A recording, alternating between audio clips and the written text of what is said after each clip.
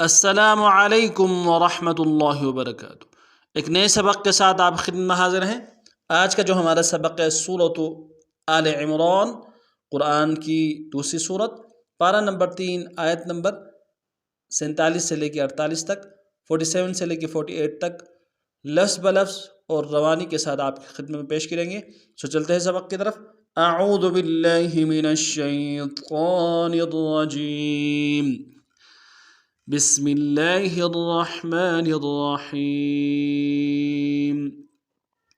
क़ालत रब्बि अन्ना यकूनु ली वलदun वलम यमससनी बशर क़ाल कज़ालिकिल्लाहु यख़्लुक़ु मा यशा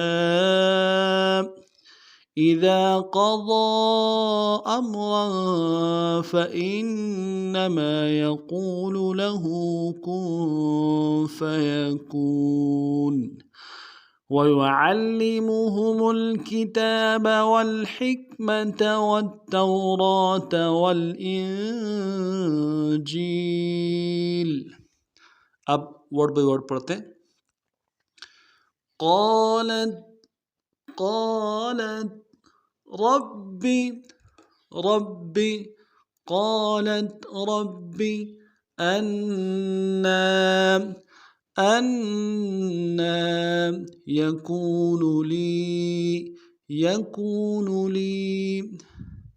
अन्ना यकूनु ली वलदun वलम यमससनी बशरुन वलम यमससनी बशर क़ालत रब्बि अन्ना यकूनु ली वलदun वलम यमससनी बशर क़ाल कज़ालिकिल्लाहु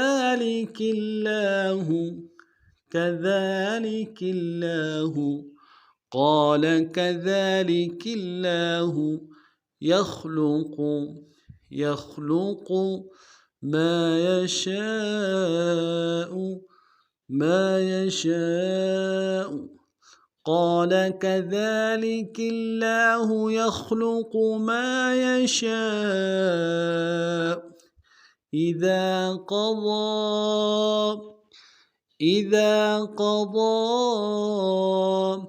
أمرا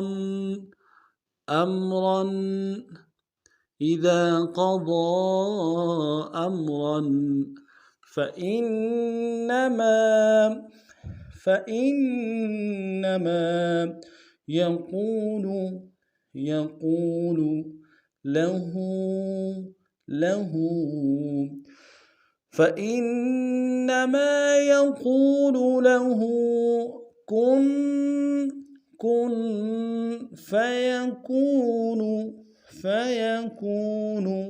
كن فيكون إذا قضى أمرا فإنما يقول له كن فيكون قال كذلك الله يخلق ما يشاء إذا قضى أمرا فإنما يقول له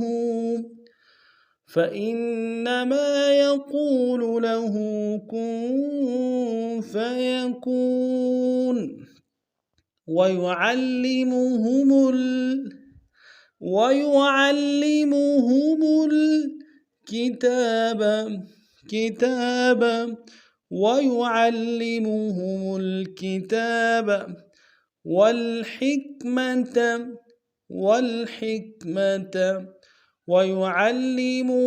الكتاب والحكمة